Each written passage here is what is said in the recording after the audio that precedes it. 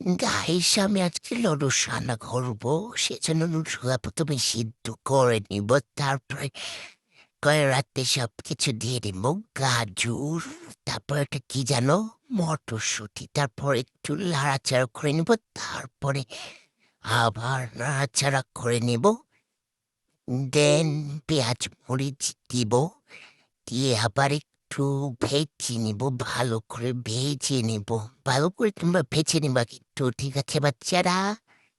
তারপর দেখছো কি দিতে হবে, একটা হান্ডা দিবা, ঘোড়ার কিংবা মুরগির যার পারবা তাই দিবা। ভালো মতো দিয়ে নিবা, ঠিক আছে? তারপর একটু ভেজে নিবা, সুন্দর করে ভেজে নিবা। ভেজে নিবা কিন্তু ভালো করে, মনে রেখো। না ভাজতে কিন্তু গন্ধ বাড়বে, খাইতে পারবো না।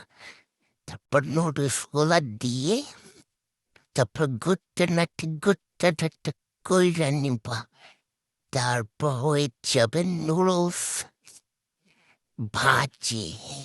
নুডলস ভাজি, এই দেখো একটু ঘুরে ঘুরে ভিডিও করবা, দেন রেডি।